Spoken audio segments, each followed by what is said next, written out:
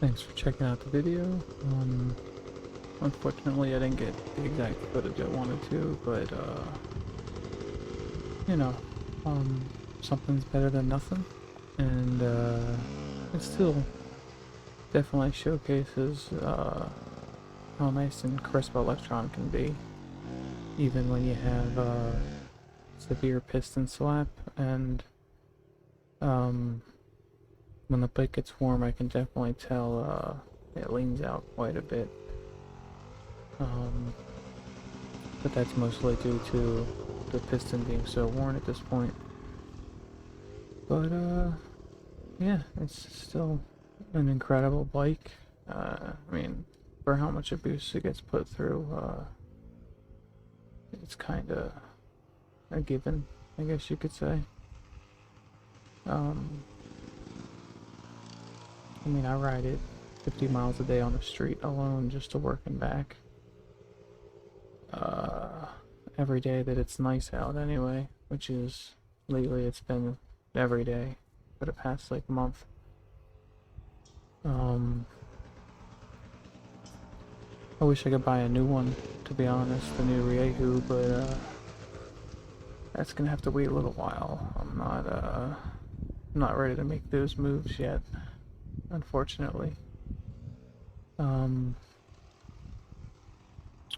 So until then, I'm just gonna make this bike a little newer, styling wise, put a piston in it, and hopefully over the winter put a cylinder on it with a piston, and then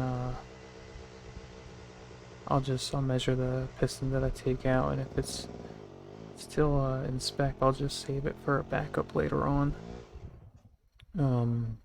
As far as electron carb goes, I get insane fuel mileage out of a two-stroke. I'm getting 40 to 50 miles per gallon.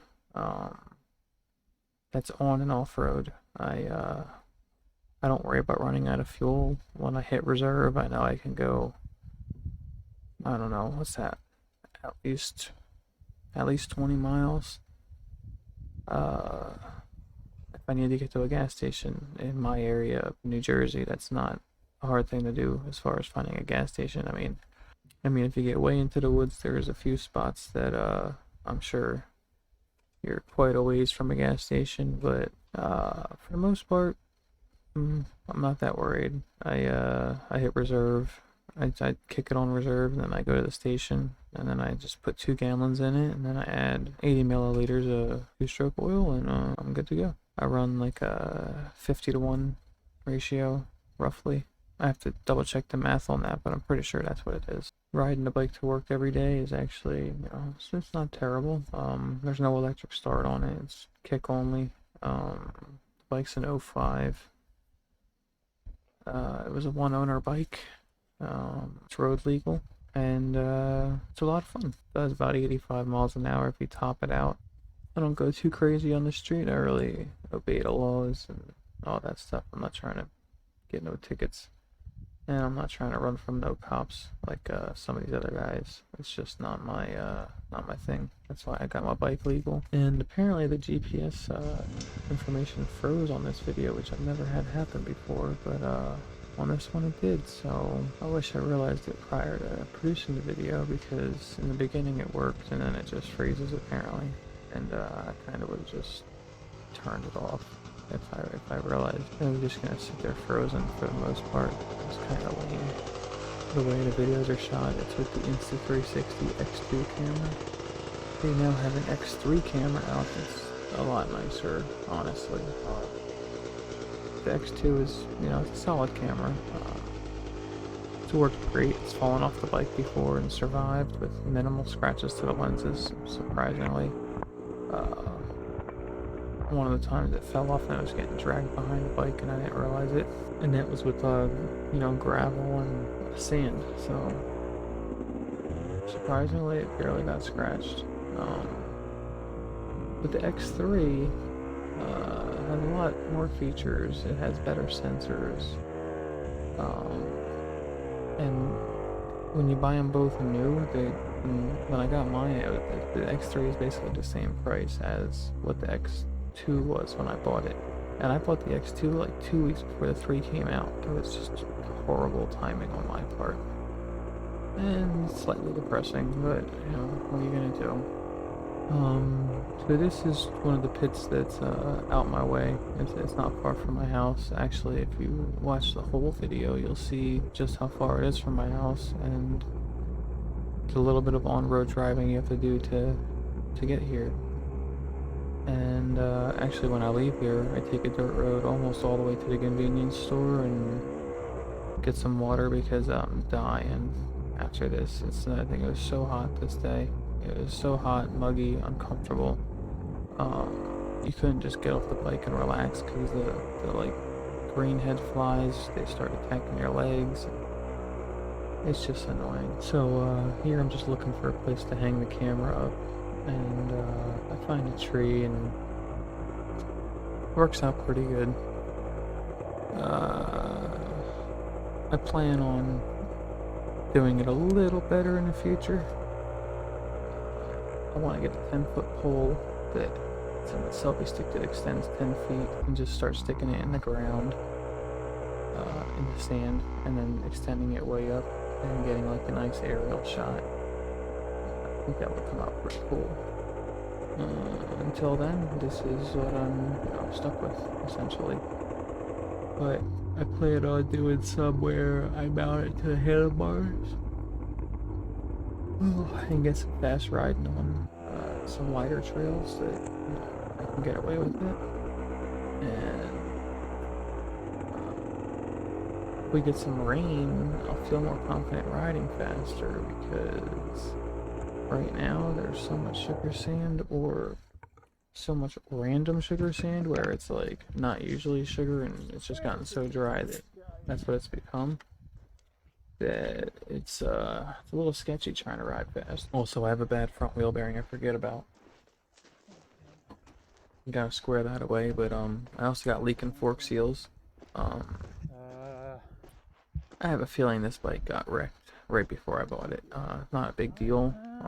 The guy I bought it from had a broken collarbone, and swears that he wrecked a different bike, but there's just a lot of signs leading to this got wrecked and put for sale. Not a big deal. I have a whole spare bike that I can swap the forks, front tire, brake assembly, everything, and then when I'm ready to go back to it, I just fix the other stuff on that one and then slap it back in there, and then I can fix my 200 back up, because that thing is super fresh. It's got brand new everything. Brand new everything. I mean, I guess it doesn't have the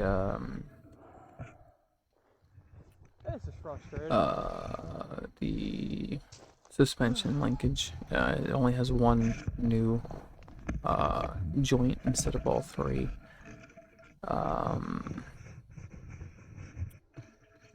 It could probably use a brake rotor and some pads at this point. But I mean, crank, piston, rod, bearings, wheel bearings, clutch hydraulic system, entire clutch system. It's all new. It's, you know, it's some of the components are recluse. The lectron carb was on that bike, but I bought a different rod for it, and it works on the 300. Awesome. The carb that I had on there, the Keen that came with the bike, was set super rich from the guy I got it from, and it was just stupid, uneconomical. I went for a 60-mile ride with my buddy, and I had to put 8 gallons in it. Now I could do that on 1 tank. Easy. Do it on 1 tank easy. That's another thing, like, I'm not even trying. Especially, it gets better mileage off-road than it does on-road if I'm doing over 40, maybe 50 mile an hour. I think 40 is a sweet spot with the way it's geared right now, because I haven't touched the gearing. It's still geared for off-road. I just ride it 50 to 60 mile an hour to work. That's and I still get crazy good mileage. Definitely can't complain.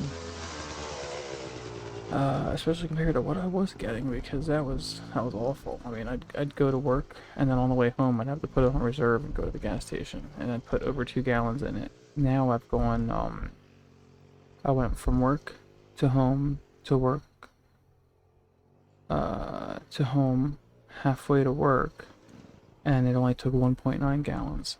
So I don't have the actual 100% measurement yet, but I do plan on doing a ride until empty when I'm with my buddy, and it's side by side. I'm gonna put 1 gallon of gas in a can, and I'm gonna top off with 2.5 gallons, which is what my tank holds, and then I'm gonna run it clean out till empty, and we're gonna GPS the mileage for the day, and see what I get. And I'm thinking it's gonna be in the 120-ish mile range, somewhere around there. Maybe 150. Nah, maybe not 150. What's that? 120 to 125 is probably where it'll be at. And I mean, out of a 2-stroke, I mean, that's pretty awesome. I do want to put an all-new top end on this bike. It just the timing's really bad right now, so thinking about just getting a piston and slapping it in there and rocking that for a bit. But you know, till winter, and then I'll send the jug out to Power Seal. I think it's like 3 to 4 week turnaround to do everything you need. And